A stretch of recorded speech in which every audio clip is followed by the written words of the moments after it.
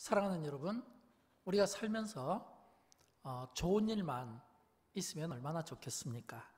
그러나 우리가 경험해 본 바는 우리가 살면서 좋은 일만 일어나지는 않는다는 것입니다. 모든 일이 내 뜻대로 되는 것은 아닙니다. 예를 들어서 내가 고난 없이 살면 좋겠지만, 그러나 고난 당하시는 분들을 보면 오히려 그 고난이 점점 감소되기보다는 커가는 경우들을 보면서 하나님 앞에 질문들을 하게 됩니다. 하나님, 왜 저런 고난들을 주십니까? 믿음 생활 잘하고 하나님 앞에 신실하게 늘 기도에 힘쓰는 겸손하신 분이 저런 고난을 받으면 되나요? 라며 이렇게 하나님에 대해서 질문하고 싶을 때가 있습니다. 그만큼 내 힘으로 되지 않는 일들, 내 힘만으로는 극복 안 되는 일들이 많이 있다는 겁니다. 저는 이렇게 목회백서를 쭉 이렇게 한 번씩 정리를 하는데, 제가 최근에 목회백서를 정리하고 또 우리 성도들의 또 상담과 신방일지를 쭉 이렇게 보면서 이런 생각을 해봤어요. 지금 이렇게 성도들이 가진 아픔들 가운데 자신의 힘으로 되지 않아서 목사에게 기도 요청하고, 또 자신의 힘으로 되지 않아서 또 이렇게 힘들어하는 그 부류를 이렇게 한번 쭉 정리를 해보니까 마음의 상처를 가진 분들이 자기 힘으로만은 극복을 하지 못하더라고요. 또 어떤 습관성 있는 중독으로부터 자기 힘만으로는 극복되지 않더라고요. 그럴 때는 하나님께 맡기고 기도하고, 내가 스스로 해결하지 못하는 문제를 또 다른 주변의 분들에게 기도 요청을 하고 도와주기를 놓고 또 함께 기도하는 경우가 있습니다. 그런 것처럼 저는 분노도 내 힘으로, 내 힘만으로는 극복 안 되는 것 가운데 하나가 아닐까 이렇게 생각합니다. 왜냐하면 이 분노의 사전적 의미를 보면 이런 뜻입니다. 아주 불쾌한 감정, 아주 불쾌한 감정을 드러내는 것으로 상처의 표현을 분노라 이렇게 이야기합니다. 사람들은 분노에 대해서 이야기하면 나와는 상관없는 것으로 생각합니다. 그러나 저의 짧은 목회와 그리고 사람들과 관계를 이렇게 보면 사람마다 다 차이는 있지만 분노를 가지고 있는 것 같아요. 어떤 분들은 운전할 때 드러나는 경우가 있습니다. 운전할 때 갑자기 차가 막 앞에 추월한다든지 끼어든다든지 급브레이크를 밟아야 될 상황에 나도 모르게 예를 들어서 입에서 뭐 욕설이 나올 수도 있고, 또는 화를 낼 수도 있고, 또 심한 경우는 요즘 우리 사회에 큰 문제가 되고 있잖아요. 보복 운전. 이런 것들이 전부 분노의 결과거든요. 또 어떤 분들은 운전할 때는 드러나지 않아요. 차분하게 해요. 근데 대화할 때 보면 또 드러나는 분들이 있어요. 대화할 때 보면 갑자기 막 목소리가 막 떨리는 분들이 있고, 얼굴 표정이 막 이렇게 막 굳어지거나, 아니면 그 목소리에 뭔가 감정이 막 섞여 있는 이런 것들이 사실은 다 이 밖으로 표출되는 분노의 불편한 감정 표현 아니겠습니까? 그런가 하면 또 좀 더 깊은 분노의 그 어떤 상태가 있습니다. 왜냐하면 내 안에서 속에서 막 끓어오르는 막 이런 거 있잖아요. 막 영적인 어떤 막 답답함 속에서 막 끓어오르거나, 아니면 어떤 영적인 상처, 또 아니면 마음의 어떤 상처로부터 이게 막 끓어오르는 막 이런 분노, 마음 영적인 상태에서 막 폭발할 때가 있는데, 뭐 자존심이 상한다든지 내가 생각한 대로 또는 내가 계획한 대로 되지 않았을 때, 또는 뭐 이렇게 사람들에게 비교당하면서 막 열등감을 느낄 때, 막 이럴 때 막 분노가 막 끓어오르거든요. 근데 중요한 것은 이 분노를 내 안에서 방치하면 안 된다는 겁니다. 내 안에서 이 분노를 방치하면 삶이 막 피폐해지는 거예요. 내 삶만 피폐해지는 게 아니라 나의 이 분노가 가정을, 또는 부부간의 관계를, 또는 교회 공동체라든지 어떤 내가 속해 있는 공동체, 심지어는 나라까지도 이게 힘들게 되는 경우가 생기는 겁니다. 그만큼 이 분노가 그 끼치는 영향력은 나도 힘들지만 다른 사람도 나의 분노 때문에 힘들게 만든다는 거예요. 우리가 이 성경 속의 인물들을 보게 되면 이 성경 속의 인물들 가운데도 분노 때문에 힘들어하고 그 분노가 자기 인생을 망친 사람들의 이야기가 많이 나옵니다. 예를 들어서 가인 같은 경우는 그 동생 아벨의 그 예배에 분노해 있잖아요. 왜 하나님이 나의 예배는 받지 않고 동생의 예배만 받는가? 그래서 그 분노가 결국에는 끔찍한 이 동생을 살인하는 이 사건으로 번져지잖아요. 또 우리가 잘 아는 사울 왕을 생각해 볼 수 있죠. 이 사울 왕도요, 사실은 별것도 아니에요. 그냥 이 어린 다윗이 적장 블레셋 장군 골리앗을 이겼을 때, 그 골리앗을 이긴 것을 놓고 개선식을 할 때 여인들이 그냥 노래 부른 그 평범한 노래만, 사울이 죽인 자는 천천이고 다윗이 죽인 자는 만만이로다.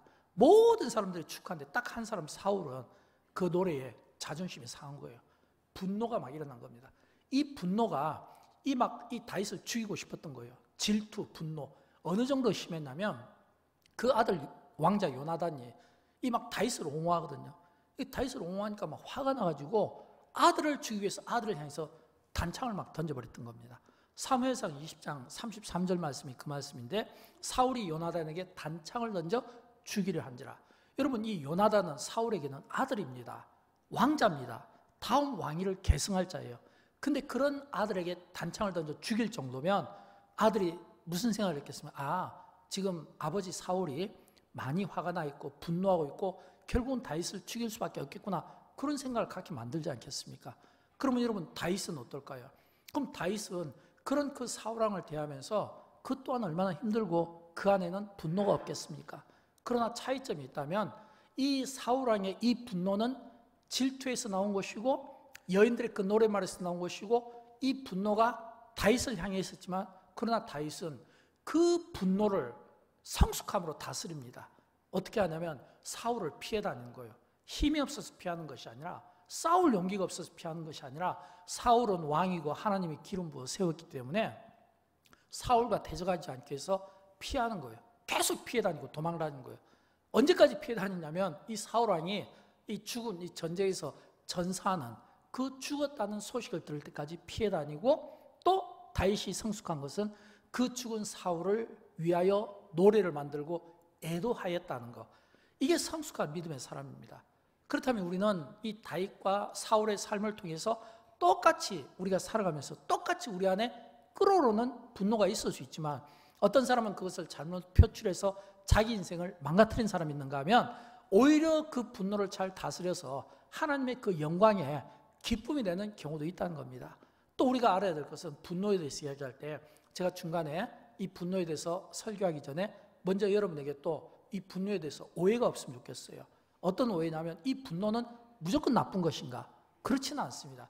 분노가 무조건 나쁜 것은 아니에요. 왜냐하면 내가 분노할 때는 뭔가 잘못된 것을 바로 잡고 싶어하는 마음에서 분노하는 경우도 있거든요.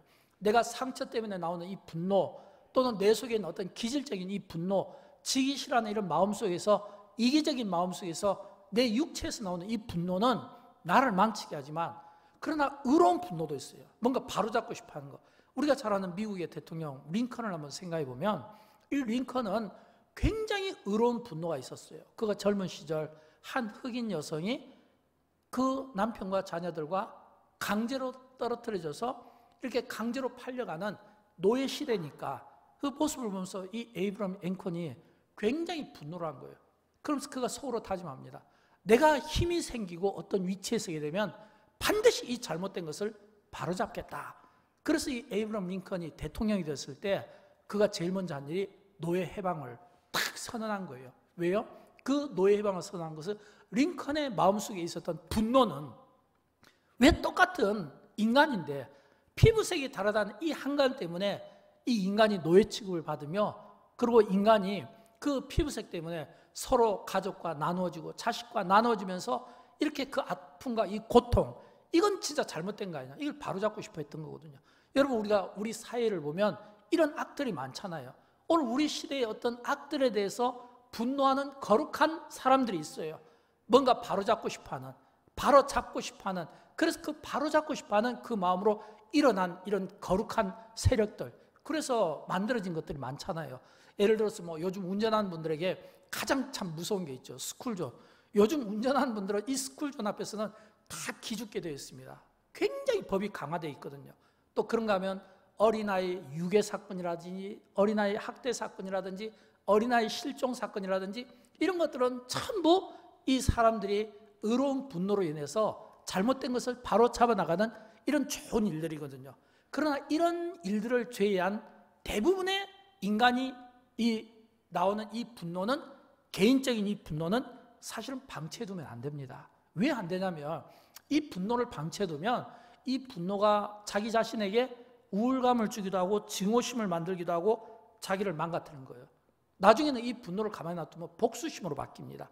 나중에는 이 분노가요, 이게 안갚음으로 바뀌는 거예요. 요즘 여러분 우리 사회에 보면 대중문화, 대중선동, 뭐 언론이라든지 영화라든지 이런 매체를 통해서 얼마나 복수를 권장합니까? 우리가 막 재밌게 생각하는, 그러나 그것이 전부 싸우고 다투고 갈등을 일으키고 대립을 일으키고 심지어는 막 죽이고 심지어는 막 전쟁까지 일으키는, 이게 전부 어디에서 출발하냐면 그 밑바닥 정서에 분노가 있다는 거예요. 그래서 우리는 우리 안에 있는 분노가 이렇게 막 들을 때마다 우리는 사도 바울의 그 권면을 우리가 새겨들을 필요가 있습니다. 로마서 12장 18절과 19절 말씀인데 우리 같이 한번 읽어보도록 할까요? 할 수 있거든 너희로서는 모든 사람과 더불어 화목하라. 내 사랑하는 자들아 너희가 친히 원수를 갚지 말고 진노하심에 맡기라. 기록되었으되 원수 갚는 것이 내게 있으니 내가 갚으리라고 주께서 말씀하시니라. 아멘. 여러분 우리가 할 일은 모든 사람과 화목하는 거고, 그리고 원수는 하나님께 맡기는 겁니다. 하나님의 진노하심에 맡기는 거예요. 저는 그런 의미에서 우리 가운데 그런 분이 없기를 바라지만, 혹시라도 내 안에는 이 분노에서 내가 벗어나지 못하고 이 분노 때문에 내가 망가지고 또 분노로 고통받는 분들을 우리가 주변에서 보면 우리가 좀 도와줘야 돼요. 그리고 그분들이 그 분노에서 자유로움을 갖도록 만들어줘야 돼요. 그러기 위해서는 어떻게 해야 될까요? 우리가 분노에서 치유를 받으려면 또는 분노에서 벗어나려면 몇 가지가 필요해요. 그 첫째가 뭐냐면 마음을 다스리는 것이 중요합니다. 여러분 이 분노할 때 이 분노하는 사람에게서 가장 큰 손해가 뭔지 압니까? 자기 자신입니다. 한번 분을 내보십시오. 제일 손해가 자기 자신이에요. 영적으로 기도가 막히죠. 자꾸 분내니까 몸이 상하죠. 자꾸 마음에 악한 생각들이 들어가죠. 이 분노를 다스리지 못하면요, 제일 손해보는 거는 다른 사람이 아니라 내가 먼저 손해를 보는 거예요.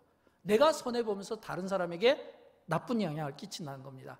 우리 한국교회에서 치유학에 대해서 또는 치유 상담에 대해서 상당히 권위를 가지신 분 가운데 정태기 목사님이라고 계십니다. 이 정태기 목사님께서 지금 한국교회에서 이렇게 오랫동안 이 상담학에 대해서 치유에 대해서 상당히 영향력을 끼치고 많은 분들을 치유하게 했는데, 사실은 이분이 이 상담 치유학에 전공하고 관심을 갖게 되고 그 사역을 하기 전에 이분의 그 개인 스토리를 보면, 이분의 그 개인 스토리 속에서 자기의 어렸을 때 아픔이 있어요. 이 정태기 목사님이 어렸을 때 굉장히 가정적인 아픔을 가지고 그 아픔 속에서 자라면서 그 아픔 때문에 굉장히 고생을 많이 한 거예요.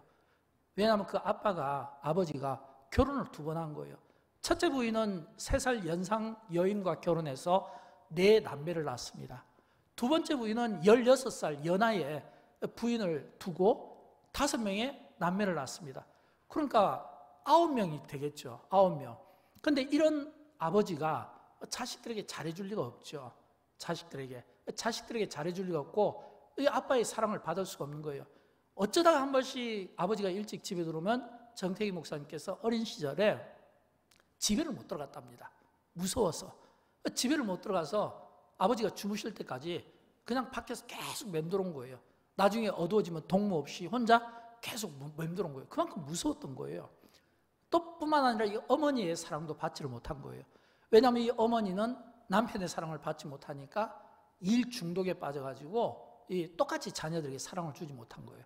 그래서 정태기 목사님이 그분의 그 감정에 보면 37살 때까지 이분은 굉장히 힘든 시간을 보냈다고 합니다. 이 정태기 목사님에게 붙여진 2개 별명이 있대요. 그 별명 첫 번째가 뭐냐면 이 꿰다 놓은 보리자루, 그리고 두 번째는 재봉틀. 이 2 별명이 붙게 된 것은 대인 기피증 때문에 사람 앞에만 가면 괜히 막 몸을 삐틀고 말을 하지 못하고 주눅이 들어버리는 거예요. 말을 제대로 막 어눌하게 하지 못하는, 입을 닫아버리는 거예요. 사람들하고 말을 하지 않는 거예요. 대인 기피증이죠. 그러니까 이것이 이 정태기 목사님의 삶 속에서 계속 아픔을 준 겁니다. 그 안에서 막 분노 때문에 이게 치유가 되지 못하는 거예요. 37살 때까지 살아가면서 이 분노를 치유하지 못하고 가정의 문제, 부부간의 문제, 생활의 문제, 모든 게 그냥 어그러지고 막 깨져버린 거예요. 또 심지어는 이 분노가 이제는 이게 다른 사람들, 좀 본인이 생각할 때 좀 만만하게 여기는 사람들, 이런 사람들을 나중에는 괴롭히는 데 막 쓰임을 대는 거예요. 자기가 당한 분노를 똑같이 다른 사람에게 돌려주는 거예요. 집에 있는 그 가정부 아들에게 틈만 나면 분노를 막 표출했다고 합니다. 그래서 막 이 가정부 아들을 괴롭히는데, 막 예전에는 막 이렇게 큰 독 같은 것들이 많이 있었잖아요. 항아리. 그런 독에다가 그 가정부의 아들을 집어넣고 막 고통스러워하고 무서워하는 그 모습을 즐기면서 그렇게 문제성이 많은, 그래서 보호 관찰 대상이었다는 거예요. 근데 이분이 37살 때 인생의 터닝 포인트가 이루어진 거예요. 인생의 터닝 포인트가 이루어진 것은 어느 계기를 통해서 이분이 치유 상담 클리닉에 들어가서 공부를 하게 되는데 6개월 코스예요.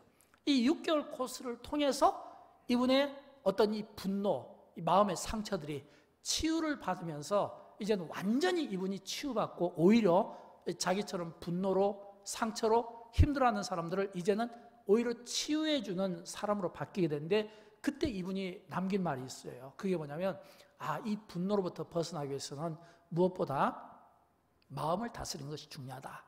내 마음을 다스리는 것이 중요하다. 이 이야기를 한 거예요. 여러분, 성경은 이 마음과 관련된 말씀들을 많이 하고 있는 것을 볼 수 있어야 됩니다. 우리가 잠언에 보면 대표적으로 몇 말씀이 나오죠?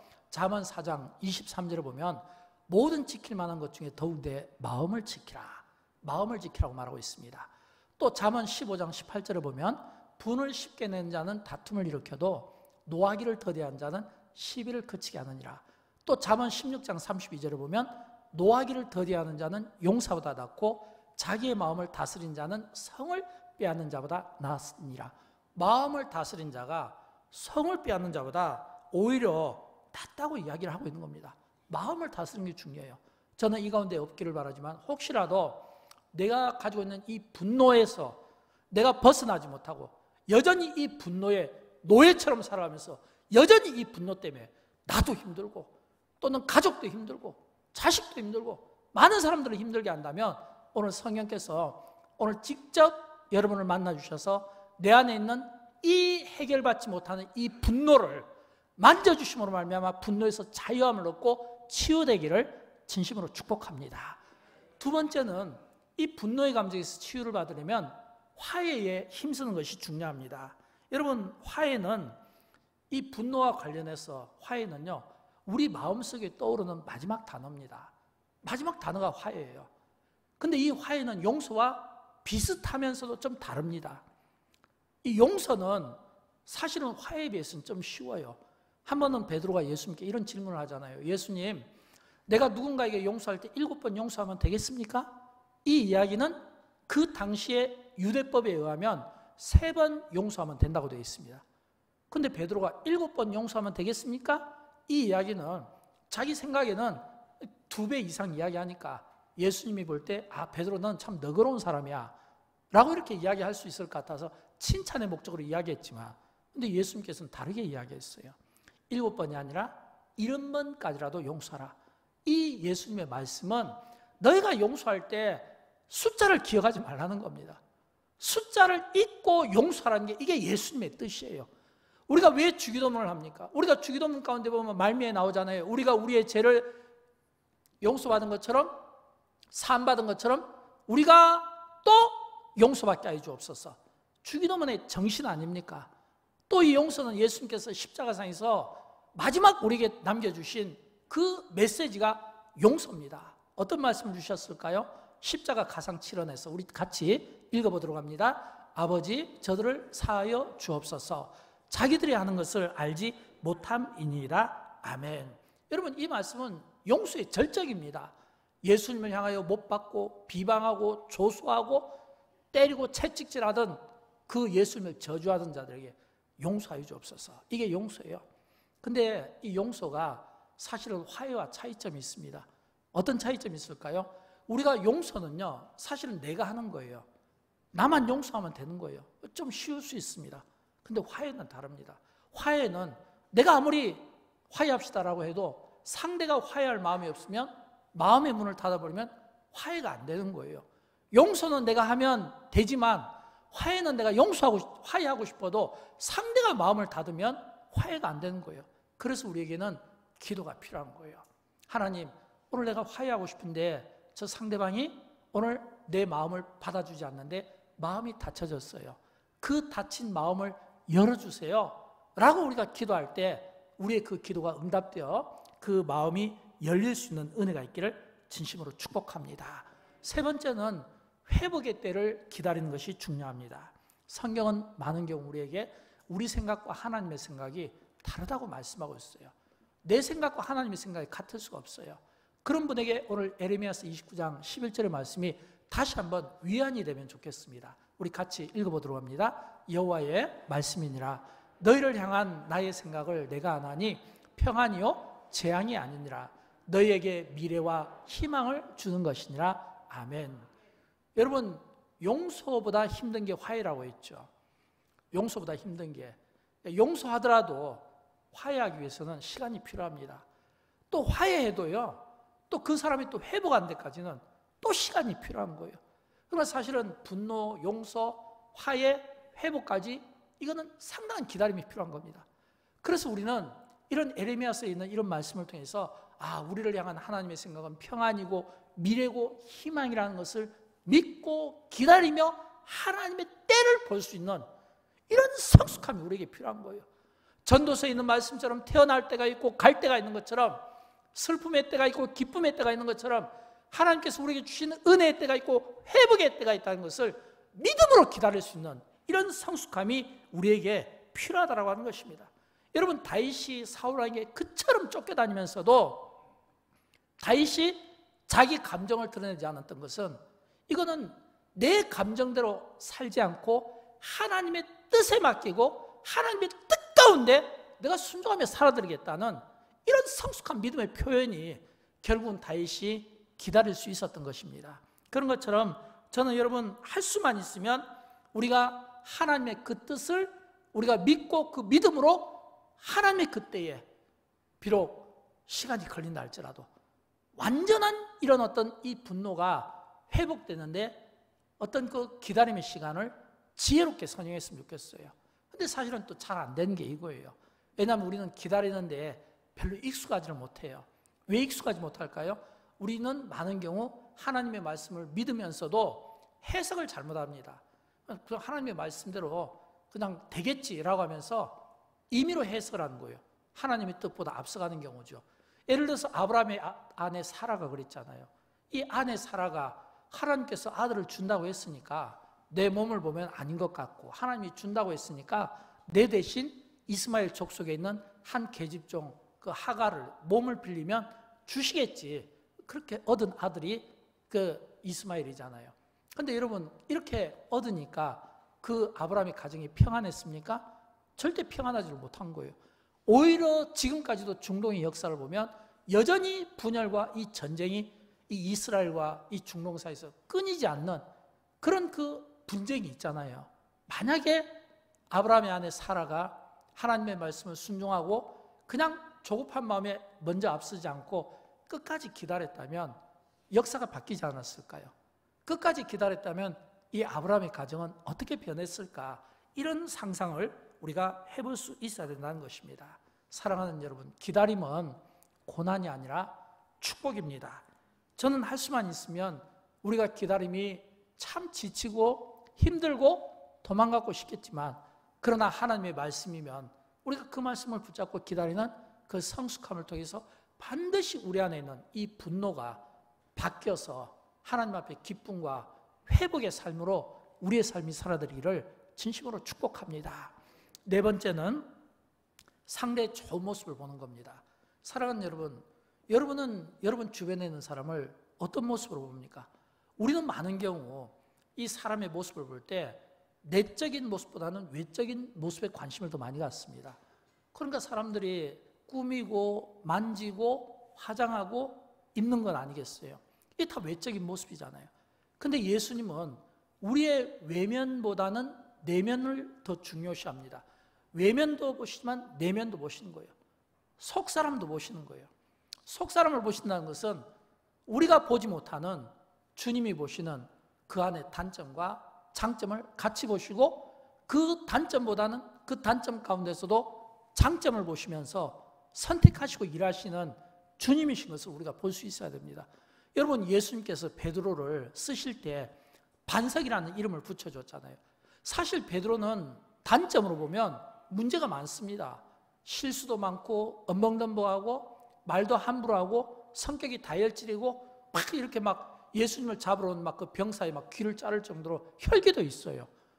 단점만 보면 이 베드로는 진짜 문제가 많은 거예요. 근데 예수님은 그 가운데서도 베드로의 중심에 충성심, 복음에 대한 뜨거운 열정, 처음에 예수님을 보실 때 베드로에게 너는 사람을 낚는 어부로 살아야 되겠다라고 이야기하면서 그의 이름을 반석이라고 붙여주시고 결국은 그 이름대로 살았던 것처럼 오늘 우리가 사람을 볼 때 무엇을 봅니까? 단점을 보면 그 단점이 그 사람에 대한 나쁜 것을 지적하게 되고 평가하게 되고 해석하게 되고 하나의 단점이 금방 많은 입들을 통해서 막 굉장히 나쁘게 소문이 나고 나쁘게 평가가 되는 거예요. 그러나 그 가운데서 우리가 좋은 면을 본다면 이야기는 달라지는 거예요. 왜일까요? 그 속에도 장점이 있다는 거예요. 그 속에도 하나님의 형상이 있다는 거예요. 장점을 우리가 볼 수만 있다면 이 장점이 사실은 그 사람을 살리게 되는 겁니다. 마음도 지켜주고 분노도 막아주게 되고 또 상대방에 대한 우리의 태도도 달라지게 되는 거예요. 장점을 보면 그렇게 되는 거예요. 그래서 우리는 이 사람을 볼 때 우리가 단점을 보면 자꾸 실수들이 막 보이는 거예요.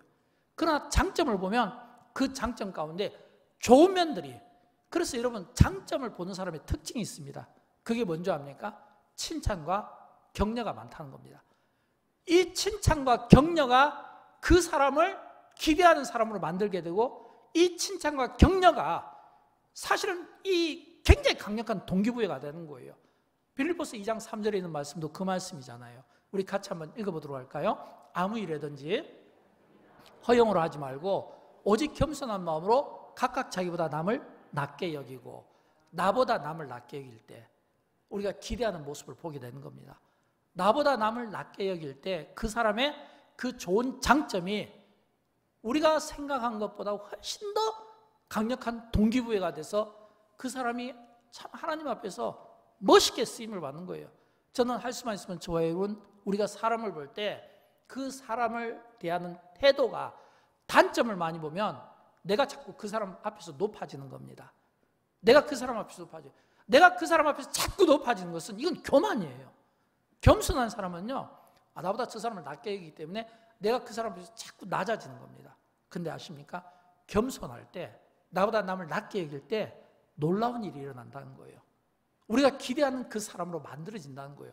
만약 여러분이 누군가를 기대하고 그 사람에 대한 선한 목적을 갖고 계시다면 격려와 칭찬을 통해서 그 일이 이루어질 수 있도록 강력한 동기부여를 여러분이 만들어 주시기를 진심으로 축복합니다.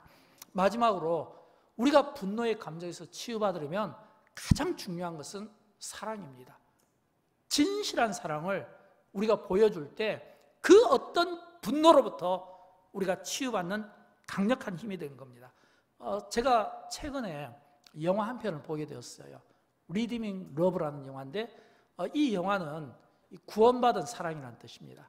그런데 제가 참 이 영화를 보면서 굉장히 감동을 많이 받고 참 처음 시작할 때부터 끝날 때까지 한 이 구절도 그 대사도 놓치지 않으려고 머릿속에 굉장히 신경을 많이 썼어요. 왜 그러냐면 이 책이 이 리디밍 러브라는 이게 이제 쓰여진 소설책인데 이 책이 이 미국의 아카데미 아마존 그 닷컴에서 수년 동안 이게 종교 1위, 역사 1위 이게 막 전 세계인에게 상당히 감동을 준 책이고 우리 대한민국에도 얼마 전 영화로 나온 거예요. 그런데 제가 이 영화를 보면서 참 기대를 했던 것은 지금까지 보통 우리가 영화 보면 대부분 다 영화가 좀 폭력적이잖아요. 아니면 좀 이렇게 막 좀 폭력적이라든지 아니면 무슨 좀 이렇게 막 애정 이런 쪽에 영화가 좀 많잖아요. 자극적인 영화들. 그런데 제가 이 영화를 보면서 참 놀랬던 것은 그 짧은 시간에 그 영화 속에서 이 책의 저자인 이 작가가 무엇을 담아냈냐면 이 기독교의 핵심 진리를 전부 다 담아낸 거예요. 짧은 시간에.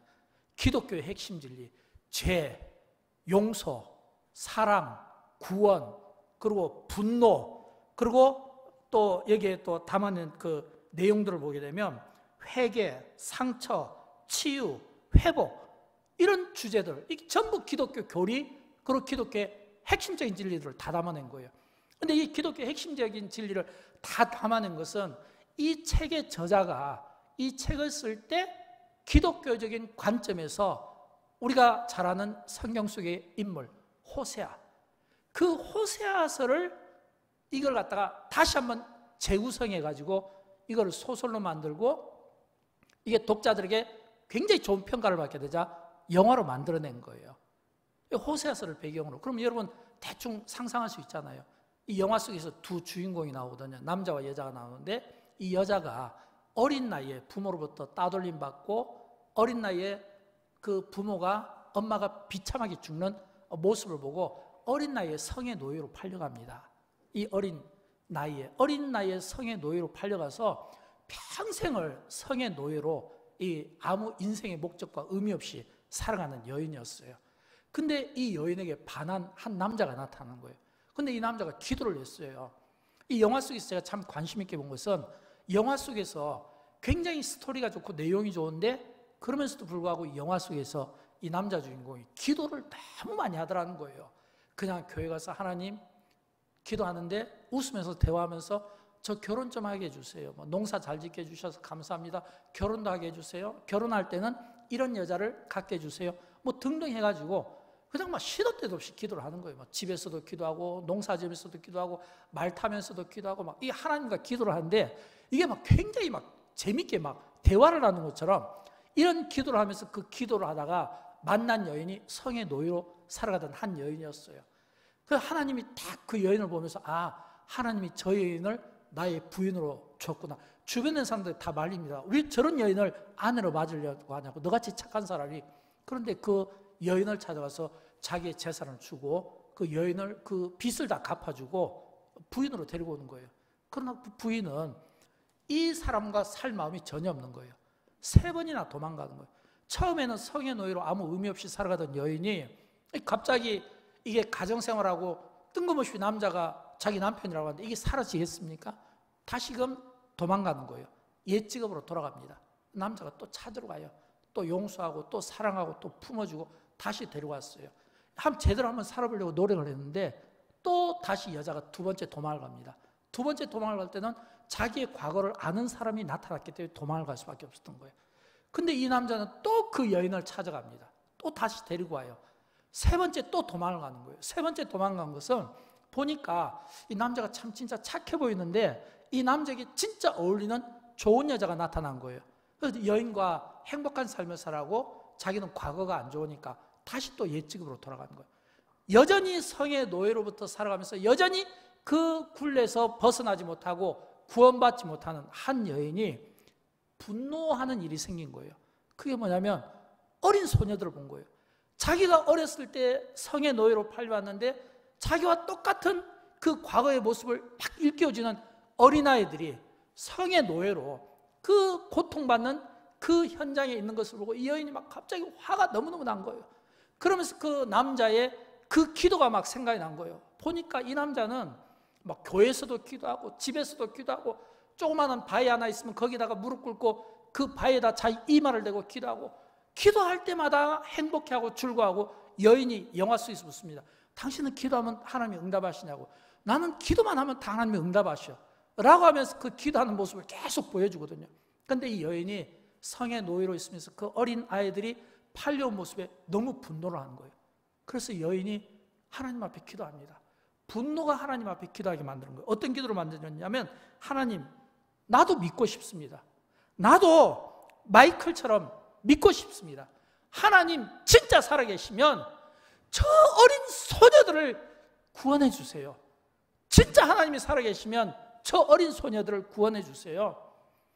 그 기도를 드리고 그 기도가 응답되어서 그 어린 소녀들이 그 악의 소굴에서 성의 노예로부터 구원함을 얻으면서 이제 마지막으로 다시 또 남자에게 또 돌아가서 이제 마지막에 행복하게 사는 이 모습으로 이 호세아서를 재편해서 만든 영화인데 모처럼 상당히 기독교적이고 기독교적인 구원관과 기독교적인 사랑과 기독교적인 핵심적인 모든 진리들을 이 영화 속에서 다 이렇게 끌어내는 모습을 보면서 상당히 잔잔한 감동과 함께 많은 생각을 하게 되었습니다. 그 중에 2가지 본문 말씀이 떠오르게 됩니다. 하나는 마태복음 18장 14절 말씀이에요. 이와 같이 이 작은 자 중에 하나라도 잃는 것은 하늘에 계신 너희 아버지 하나님의 뜻이 아니니라 이겁니다. 여러분, 하나님의 뜻은 잃어버린 그 작은 자 하나까지도 포기하지 아니하시는, 우리가 전도하고 선교해야 되는 이유가 바로 거기 아니겠습니까? 두 번째는 요한일서 3장 18절 말씀이에요. 자녀들아, 우리가 말과 혀로만 사랑하지 말고 행함과 진실함으로 하자. 우리의 말은, 혀는요, 이미 상당히 립서비스로 이게 너무 기계적이 돼버린 거예요. 마치 리코더 돌아가는 것처럼 우리는 늘 사랑한다고 이야기를 하고 있지만, 그러나 그 사랑이 받는 입장에서 행함과 진실함이 보이면 왜 문을 닫겠습니까? 우리가 많은 경우 화해합시다라고 해도 화해가 안 되는 것은 상대가 마음의 문을 닫기 때문에 그래요. 그 닫혀진 그 한 여인, 고멜처럼 살아가는 여인, 아무 인생의 목적도 없이 그냥 성의 노예처럼 기계적으로 살아가는 그 한 여인에 대해서 포기하지 아니하는 그 호세와 같은 그 선지자의 그 심정으로 그 여인에 대해서 끝까지 기다리고 끝까지 그 구원을 위해서 애를 쓰고 자기를 희생하면서도 용서하고 사랑하고 싶어하는 그런 그 기독교의 핵심 진리를 다 담아내었는데, 여러분, 그 남자의 모습이 바로 우리를 향하신 하나님 아버지의 모습이 아닙니까? 여러분, 하나님이 그런 분이잖아요. 우리가 왜 지금까지 이 자리에 존재하고 있을까요? 왜 우리가 분노하고 우리가 나쁜 습관성 중독성에 사로잡혀 있고 마음에 상처가 있고 우리가 여러 온갖 죄를 지으면서도 불구하고 왜 우리가 이 자리에 있을까요? 그럼에도 불구하고 여전히 나도 내가 포기하고 싶을 때가 있고 나도 분노하는 내 모습에 대해서 내가 싫을 때가 있지만, 그럼에도 불구하고 여전히 하나님은 포기하고 싶지 않은 겁니다. 하나님은 여전히 나에게 관심을 갖고 있는 거예요. 여전히 내 인생에 대해서 관심을 갖고 여전히 내 인생이 치유되기를 원하는 거예요. 하나님의 그 사랑만큼 강력한 치유하는 이 힘은 없는 거예요. 여러분, 사랑만큼 치유에 강력한 힘이 있을까요? 없어요. 하나님의 사랑이면 그 사랑의 힘으로 우리의 영적인 문제도 해결받을 수 있고 육적인 문제도 해결받을 수 있고, 우리가 문제라고 생각하는 그 어떤 것으로부터 해결받지 못할 문제가 없고, 내 안에 분노가 넘친다 하더라도 그 분노까지 잠재우고 그 분노 속에서도 하나님의 사랑이 그 속에 깨닫게 되면 우리가 그 분노에서 자유로움을 얻을 수 있는, 벗어나는 은혜가 주어진다는 것입니다. 여러분, 왜 분노하십니까? 마음의 상처 때문에 그래요. 왜 분노하십니까? 내가 뜻대로 되지 않을까요? 그래요. 왜 분노하십니까? 막 기도하다가도 분노하잖아요. 하나님, 왜 나에게 이런 인생을 주십니까? 왜 이런 환경을 나에게 주세요? 왜 나에게 이런 어려움을 주세요? 내가 원했던 삶이 아니잖아요. 내가 원했던 것은 이게 아니잖아요. 우리는 끊임없이 하나님께 질문하는 거예요.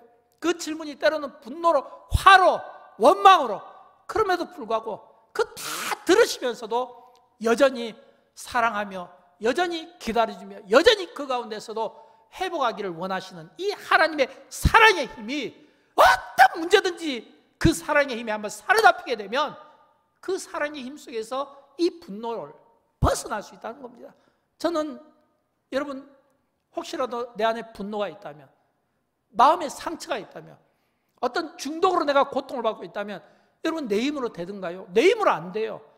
이 세상은 내 힘으로 되지 않는 일들이 너무너무 많아요.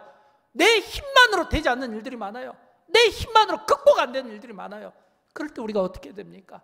그럼에도 불구하고 저는 그 대안이 하나님의 사랑을 믿고 기도의 능력이 있다고 믿습니다.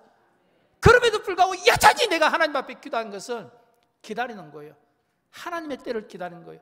내가 앞서가지 않고 내가 기다리는 거예요. 기도하는 사람에게는 이런 은혜가 있는 줄로 믿습니다. 하나님의 사랑이 내 인생에 들어오시고 만져주시고 그 사랑의 힘으로 나를 붙들어 주시면 내가 원망하고 불평하고 분노하는 모든 것에서 벗어날 수 있는 은혜를 우리에게 주실 줄로 믿습니다. 이런 치유의 은혜가 여러분 모두에게 있게 되기를 주님의 이름으로 축원드립니다. 우리 다 함께 일어나실까요? 함께 찬양할 텐데, 오늘 찬양은 치유의 노래로 잡아봤습니다. 이 찬양이 오늘 사랑하는 여러분 모두에게 이 찬양을 통해 여러분의 가슴 아픈 소리, 우는 소리, 그리고 목 메는 소리, 고통스러운 이런 모든 삶의 문제, 분노 속에서 벗어지고 건져지는 은혜의 역사가 있기를 진심으로 축복합니다.